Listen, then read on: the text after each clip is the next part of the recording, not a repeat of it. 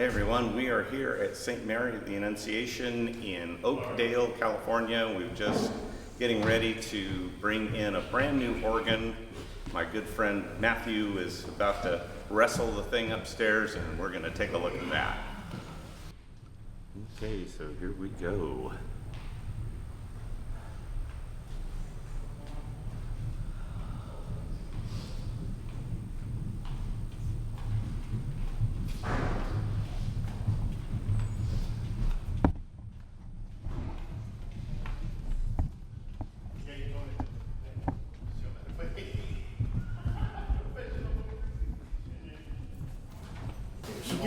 So it looks like they've attached it to a grand piano skid board, and now they're going to push it upstairs. And I've done this same maneuver when I've taken an organ to an upstairs theater for a performance. And it is an effective method, but it takes a lot of muscle. That's why I'm glad I found these guys. That's it? No. Oh.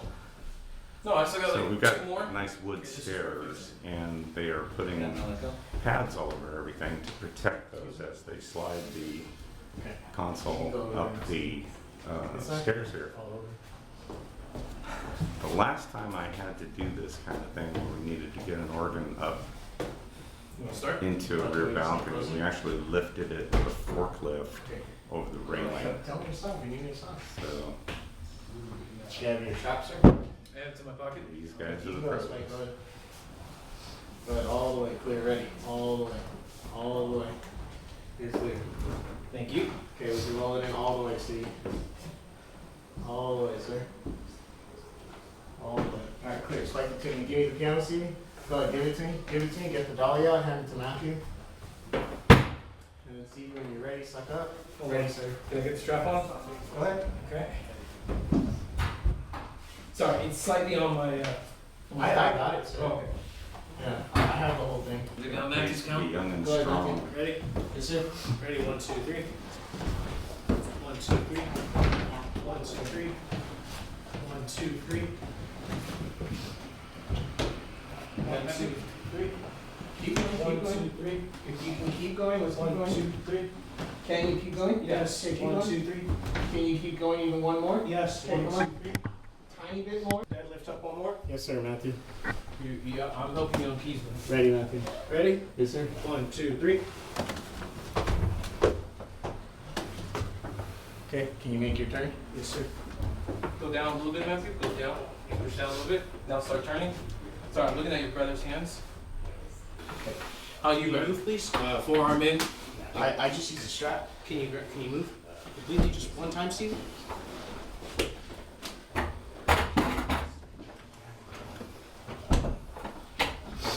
Ready. You want to go in there? Ready, Steve? Oh, it's a long pick. All right. Ready? Yeah. 1, 2, 3. Down. It's not the best.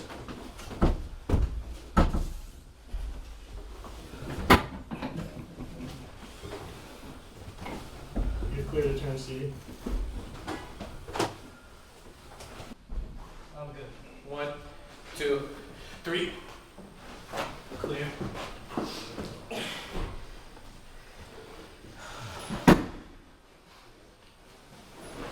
Can you guys both just lean it real quick? Yeah, great.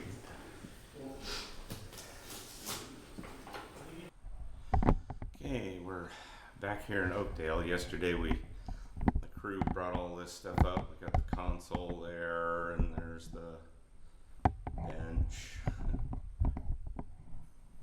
And then we've got boxes and boxes of stuff to unpack, and that's gonna kind of be the first thing here today. Gotta take all these boxes apart. So I think the first box I'm going to deal with is this big subwoofer here. Now this is going to be a little bit different installation what I normally do. This balcony is not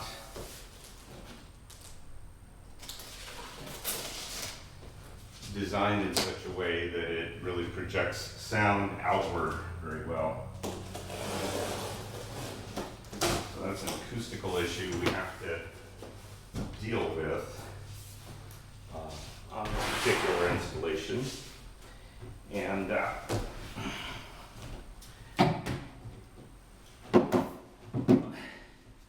so we're going to try a couple of different things. We have this nice shelf up here, and we're going to put the subwoofers and kind of a secondary set of speakers up here that will have the entire organ will be there. Then the main speakers for the organ are going to be out on other side of the balcony, but out in the church. Then I got to balance all of that in such a way that the apparent loudness in this area is going to be the same as what the apparent loudness is out in the church.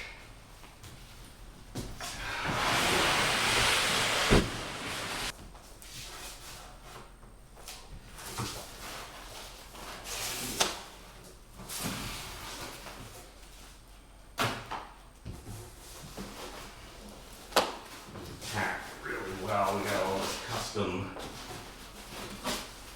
foam in here.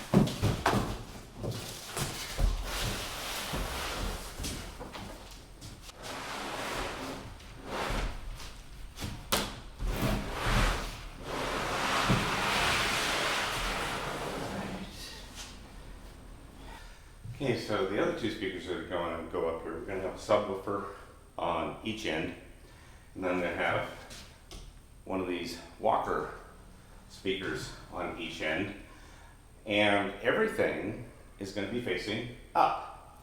What we do have up in this little balcony is we've got a nice reflective ceiling. The reason sound isn't going to project all that well from the balcony is because we also have all these sound traps, openings and things that will reflect sound back at us. So you can kind of think of these as monitor speakers. We don't want things directly going into, like, say, microphones trying to pick up the choir, because that's going to re-amplify all of this outward. And then the main speakers will be out there, as I said before. Now, how did I come up with this? Well, you got to think about, all right, if I was in this situation and I was installing a pipe organ, how would I do it? Well, I would have two boxes here for the swell. The swell shutters would be pointing up to try and contain the sound of the swell, more or less inside here. The grate and the pedal would be on either side of the balcony rail, which does extend out from this space. The organist would be seated with their back to the rail, and we'll kind of see how that works out. Now the thing is, organ pipes, of course, spew sound out in all directions. So the grate and pedal on either side would primarily push their sound out into the room, but the organist would still hear it as long as their back was to the rail. Then we'd have enough stuff in the swell to accompany the choir and to keep the choir on pitch and all that good stuff. We would have repeats of some of the foundations in the grate and the pedal, so we get good mix out there. So sometimes when you're in a situation that isn't acoustically ideal, you got to make some compromises and think about how is the sound going to project around. Now the difference here is, of course, that speakers tend to just push their sound outward, unlike organ pipes, which spew sound in all directions. So we kind of have to play with that fact a little bit in order to get a similar effect so that the organ is successful both as an instrument to lead the choir and as an instrument to lead the congregation. So this is the first installation I'm doing with the new amplifiers we're using. We were using Crown amplifiers and we switched over to these Blaze amplifiers. What's really nice about these is that they stack up neatly inside the console. So I can put them in there, and on an installation like this where the speakers are all really kind of close in, then we really don't need to mount the amplifiers remotely. If they are mounted remotely, the relay and everything is already built in, as opposed to the Crown amplifier, we had to hang a device on them, and I think this is better. These are really good amplifiers. They have really good specifications, and they're going to sound fantastic. Okay, so I've unpacked the main speakers. These are the ones that are going to be mounted on either side of the balcony rail on the facing wall leading out into the church. Now, these are, let's see, not that big. They're technically a full range speaker, however they don't really go down quite to the super low notes, so everything at 100 cycles and lower goes through our big subwoofers that are going to be in back here. Now the way these mount to the wall is with these cleats. They're going to be mounted 2 at a time, and so what will happen is this cleat is mounted to the wall. These cleats are mounted to the speakers themselves, and then they sit there and hold nicely. We have this cleat and then a spacer, and this is a very good sturdy system for mounting our speakers up on a wall. In this case, we're dealing with a masonry wall, so we'll have to use anchors that are suitable for holding a cleat like this into masonry. Okay, so now we're running our lines up here with back speakers, and of course I'm using a 4-wire sheathed cable. The wires are 16 gauge stranded, and of course it's all, in a coil when you get it in the box. So first thing, try and kind of pull it out so that it lies as flat as possible. You don't want to have any loops and so forth in it. Nice and neat. Try and just kind of pulling it along. Of course, you end up with all the coils at the end there, and straightening it out. So it wants to lie flat for us. So I'm going to run a 4-line all the way to the end there. And then I'll run a second 4-wire line running to the other corner. These Walker speakers, I can open them up and then set up all the wiring, bring our 4-wire cable into the Walker speaker, put a little strip there, tie that all in, and then have the line going out to the subwoofer right next to it, and that'll be nice and neat and tidy. Never even see it. I'm using this kind of all-purpose stapler. It'll run straight staples and curved staples. In this case, I'm running T25 9/16, so wrap around the wire nice and neat.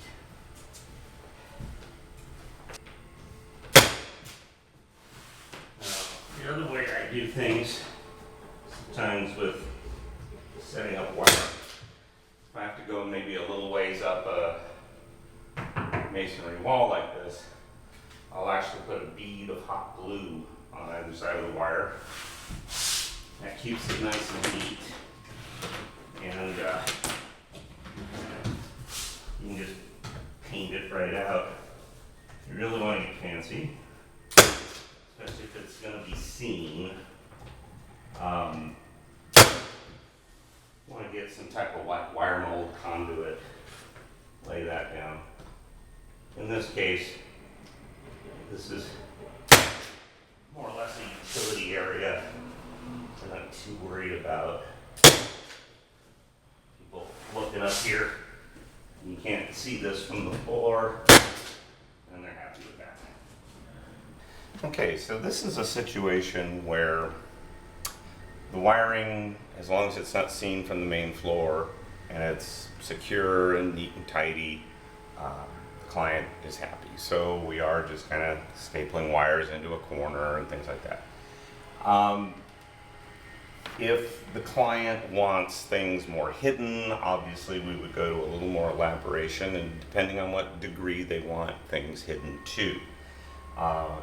We could pull up the carpet and run conduit and stuff. The next installation I'll be doing is South Fresno and Visalia, and that's a situation where we do have EMT conduit running from the console to every location we need. So you get to see that next time when we do a organ installation.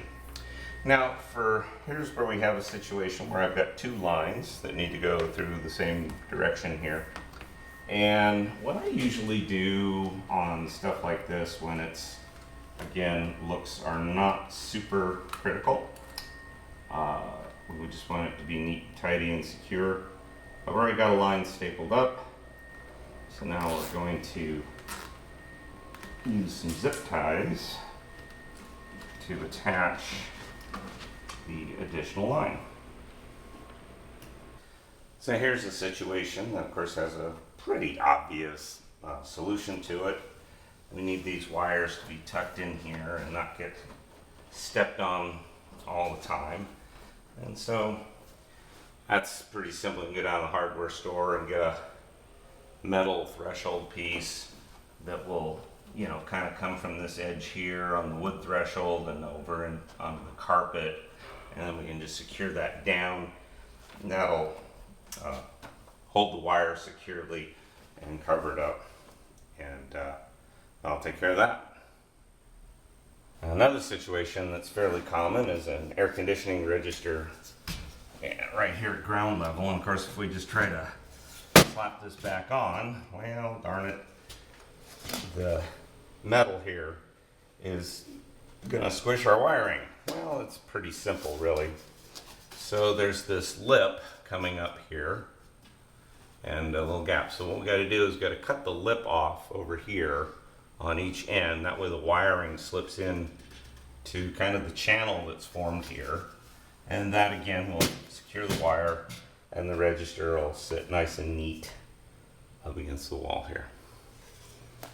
All right, so here we are back the next day.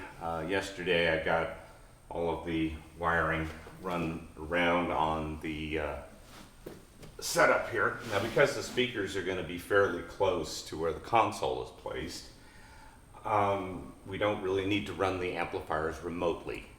Now in other situations where maybe you got a big serpentine path with the wire and it's going to be really long, it's better to run balanced low impedance audio lines for that situation. The amplifiers we're using can be run either way, and in this case we're going to mount them inside the console here, and so then the wiring, just everything will just come right into the console. Now we've got 4 cables. We've got 2 speakers on the right out front, we've got 2 speakers on the left out front, we've got the subwoofer and a monitor speaker in the back here on the right, same thing on the left. So we've got a cable running to each of those locations that has 4 wires in it. So, you know, 2 for each of the speaker channels that are going to be there. So now we need to identify which one is which. And so that's fairly simple. We'll go to the other end of the cable. And then what I do is I take the red and the black wire and I tie them together with a wire nut like this. Now I've got a loop. So I can take a continuity checker, pretty simple. You can hear that, and I just see which one of these I get a ring on. That seems a little too easy for me, so I better double check them.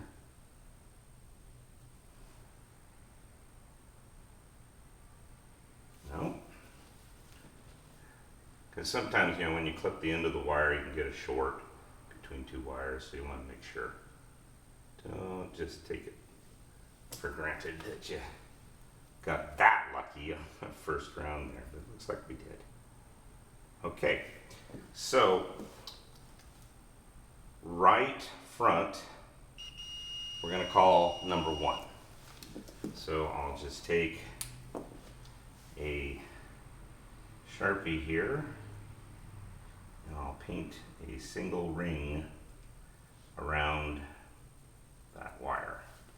So now that's marked as number 1. So now all I got to do is go around each location, do the same trick. I'll have all of these wired, worked out, and then I can wire them up to this end, wire the speakers up on the other end. Okay, so it is Friday. We started this project on Sunday afternoon. All of the speakers in this console got delivered here to the church. On Monday and going into Wednesday, I figured out how I was going to run wires from the console running on around to the various speakers. On Thursday, it was time to hang the main speakers on the front of the nave of the church. And I discovered something about myself now that I'm getting to be an older person. I'm not comfortable anymore picking up those heavy 30-pound speakers and sticking them on my shoulder and walking up a ladder and hanging them in place while I'm wiring things. I got very skittish about that. I really felt like I was going to fall off, and so I took a step back. There were some people on campus here, another contractor who's done some audio equipment work here in the church for the PA system. So he was kind of perfect. He helped me sort out mounting of the cleats that hold the speakers, and he and his crew actually did the final connections and hung those speakers.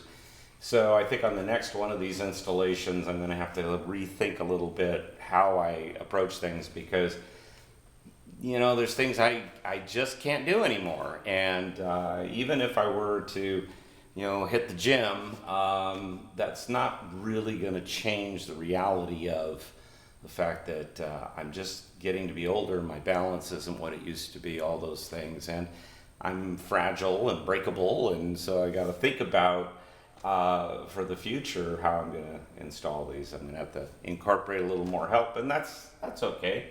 More people get paid, and I don't hurt myself.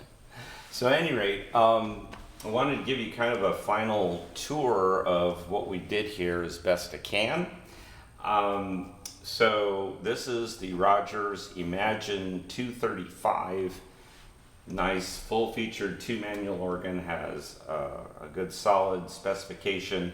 It has 2 library stops on each division.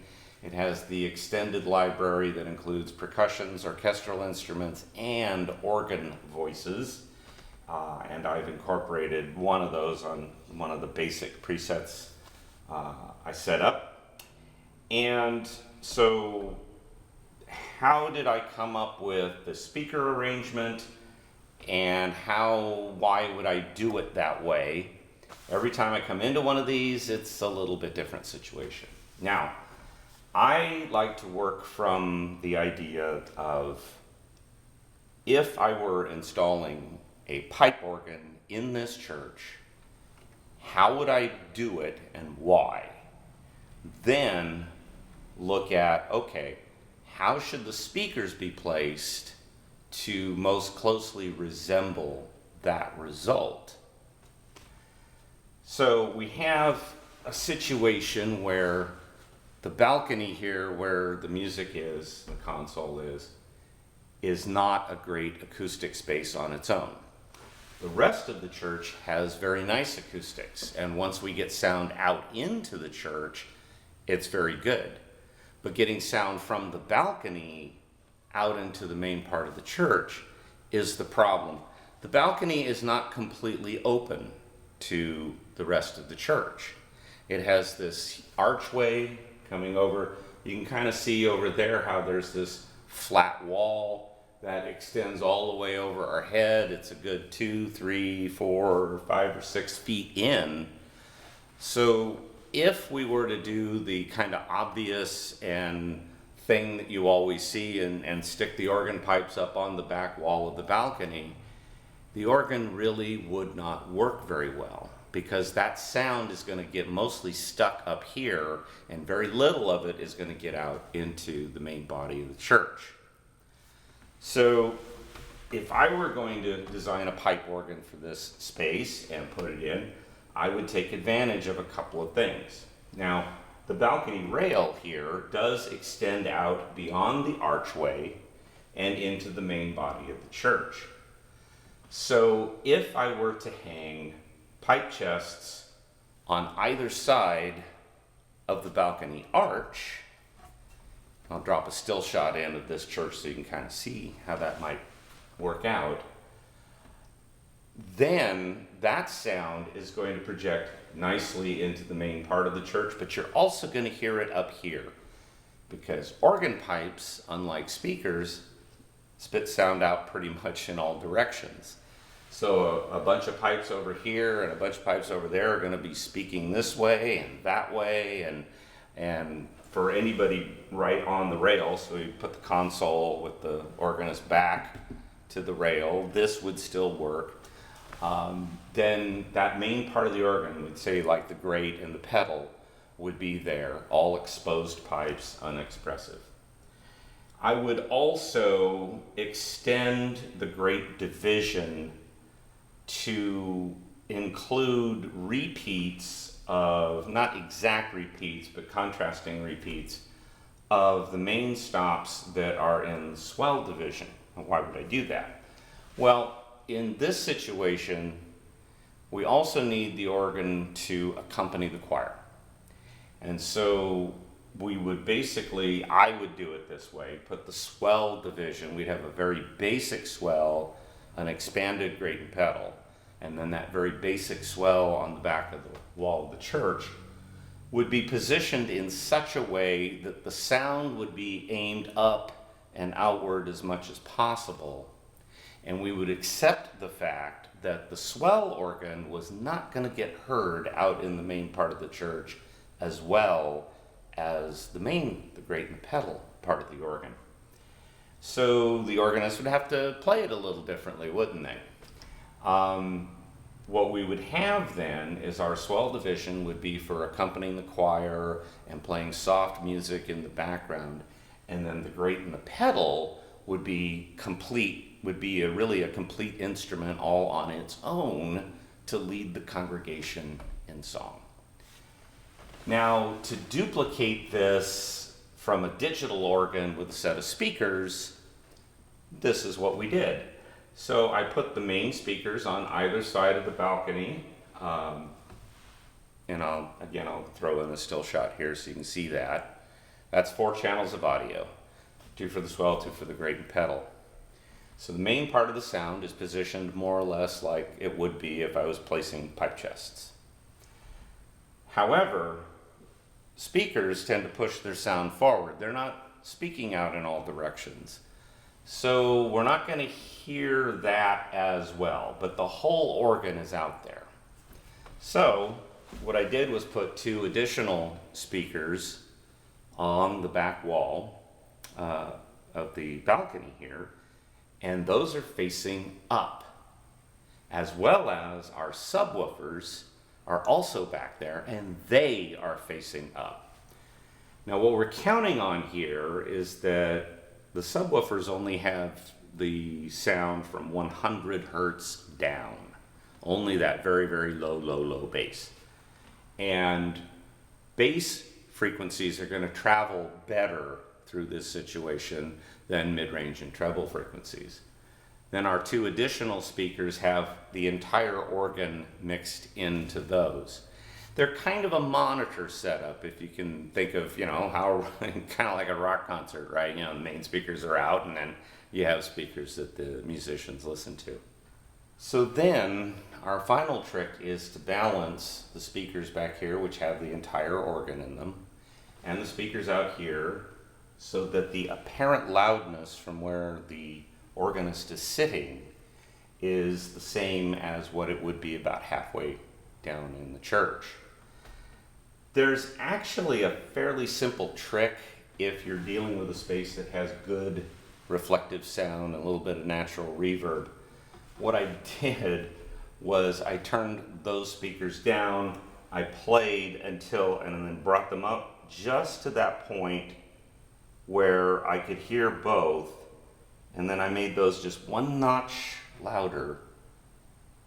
And so I could still hear that these were going on, and that was a little more present, and that should give us a fairly safe balance.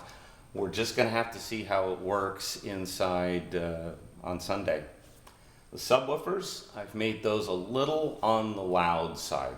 It's a little much right up here. Again, that should end up being just right outside. Again, we got to wait until we got people in the church and we can listen to the organ while it's full, the church is full of people, and what it sounds like under those conditions.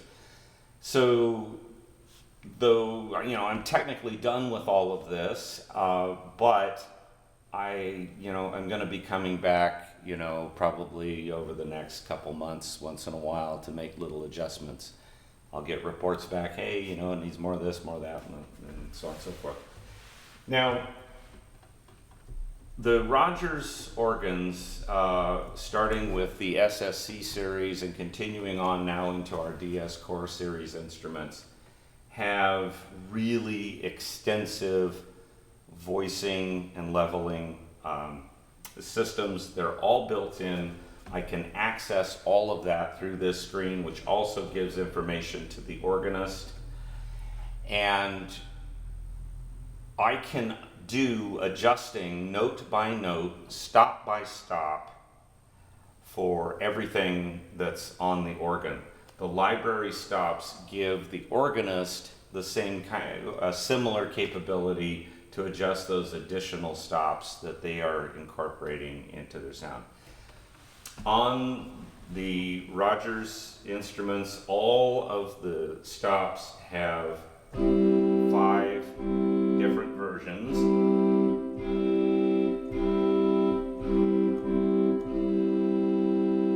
of each of the sound. 1, 2, 3, 4. You then have library stops.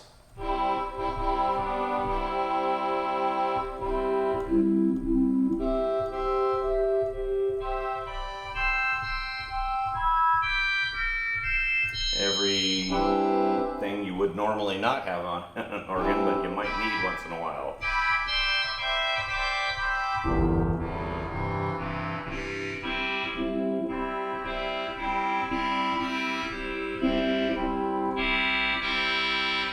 At any rate, that's makes it almost unlimited versatility on these instruments. Now, what's really cool is, unlike other instruments, I can select those layers by selecting organ type, American, English, French, or German. I can also mix and match. So let's say I want the English principal, the French flute, and the British Gemshorn, or I set that all up, and then I set that to a piston.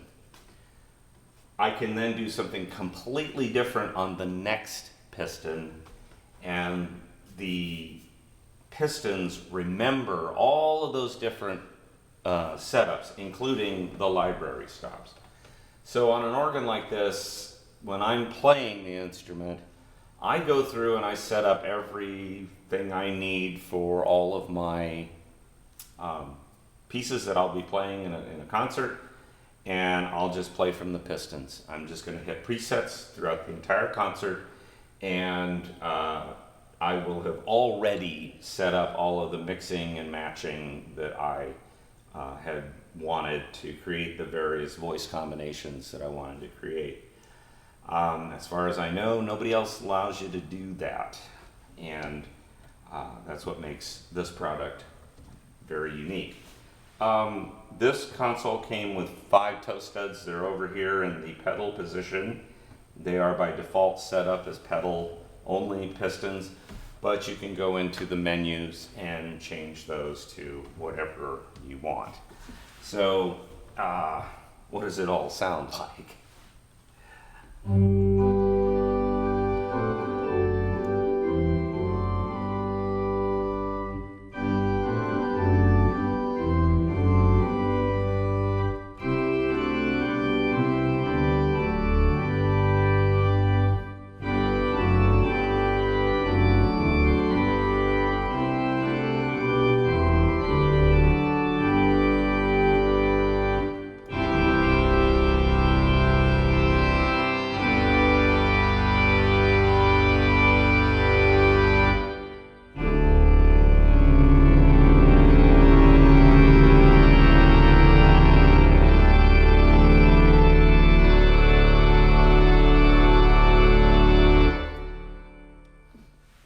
So we'll see how it goes this Sunday and how much the congregation likes their new Rodgers instrument.